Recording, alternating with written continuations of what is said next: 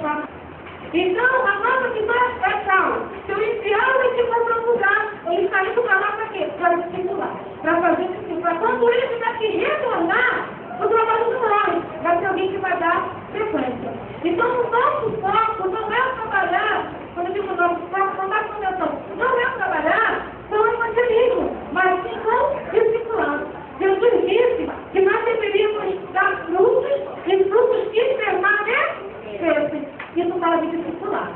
Então, se você me permite aqui, implante o discipulado na sua igreja.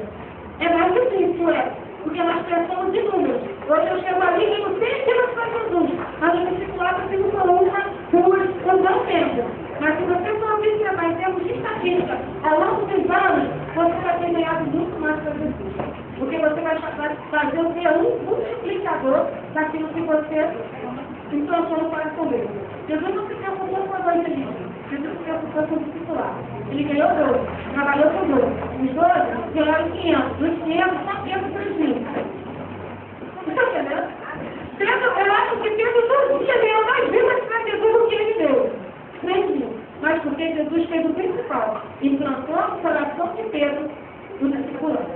Amém? Qual é o nosso nome? Tranquilo até aqui? Ministério, amados. Quem é ministro de Jesus aqui? Amém?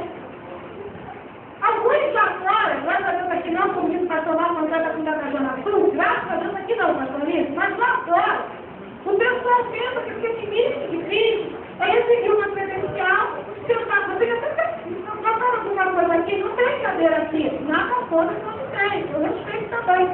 Mas em alguns lugares, lá fora, as pessoas querem ir para o público para aparecer. E não simplesmente para ser um canal de bênção. Então, o que ocorre? Quando nós falamos que somos ministros de Jesus, nós estamos dizendo que nós somos servos de Jesus. A palavra ministro, uma das traduções do grego do hebraico, fala de somos, ou seja, escravo. Então, o povo daqui não tem que dizer, olha, eu servo de Jesus. Aí está dizendo, olha, eu sou escravo de Jesus. E como diz João, numa matéria lá, falamos renúncia de direitos, o único direito que o escravo tem é de não ter direito.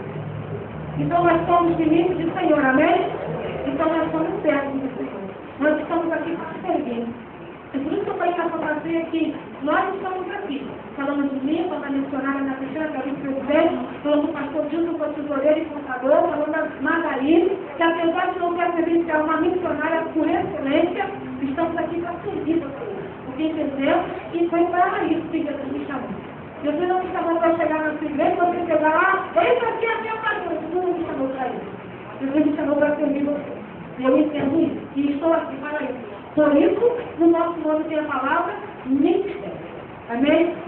Apostólico fala de cobertura espiritual e implantação de igreja. Se nós vamos olhar na Bíblia não existe a palavra, o termo que nós usamos hoje para missões. Quando fala de missionário, está falando de apóstolo. E um apóstolo é um implantador de igrejas. Paulo levava em média 2 anos e meio para instituir a vida da igreja, fazer o discipulado, deixar o casal lá e ir para outro lugar. Então, nossa visão é uma visão de implantação de igreja, é uma visão apostólica. É por isso que hoje eu posso estar cobertura para o Ministério de Evangelismo e Missão de Oração, eu posso dar cobertura para a Assembleia de Deus, eu posso dar cobertura para a Restauração do Filho, eu posso dar cobertura para vocês. Por quê? Porque eu não quero que vocês implantem nas suas igrejas a visão que Deus deu para a minha igreja. Isso vai ser agora. Estão entendendo? Quando vocês vêm por aí, não vou dar nome, igreja A, nós estamos fazendo missão lá na Angola, aí foi para lá para o nome da igreja A. Nós estamos fazendo missão lá em Moçambique, aí ficou lá e colocou o nome da igreja A. Nós temos missões? Sim, é missões. Mas, aprofundando na palavra, isso é uma extensão ministerial. Missões é eu chegar lá no meio dos ribeirinhos, que não tem nada, quase nada, e observar a cultura deles e falar, eu vou ser assim também. Ah, a igreja aqui é assim. Nós não temos missões de algumas denominações que não dão certo com o ensino, sabe por quê? Porque quando chegaram lá, queriam incluir os arquitetos em trabalho. que não funciona. Então, existem três dimensões, eu tenho que pegar o básico, ou seja, uma igreja de acordo com a cultura local. Então, nós vamos pegar a minha visão e implantar na sua igreja ou nas nações. Então, nós temos uma visão missionária, mas a visão de uma igreja autônoma. Amém? Então, profético. Quando nós falamos de profético, palavra profética, nós não estamos falando de se levantar e dizer isso que assim querido o Senhor e começar a profetizar. Não é isso da palavra profética. Sou franca, não. Se você quiser se levantar e profetizar para mim, eu estou ouvindo. Amém? Alguém quer profetizar para mim? Eu sou aberta a isso. Na quarta-feira falando assim para mim, pastor, eu sou pentecostal. Aí eu fiquei rindo, porque eu também sou. Eu dificilmente tenho visão, dificilmente tenho revelação, dificilmente. Nesse termo, eu estou sentindo. Mas se você ficar atento na minha oração por você vai entender que a minha oração é uma oração profética. Está entendendo? Cada um tem um chamado. Para cada um, Deus derramou uma porção e eu vou respeitar a sua e você precisa respeitar a minha. Então, quando eu falo de profeta, a Tomate tem uma visão profética. Nós estamos falando que a Tomate tem uma visão de que nós precisamos gerar vida dentro da palavra de Deus. Eu estou falando de uma palavra que transforma. Sabe quando você vem a Bíblia e o versículo salta?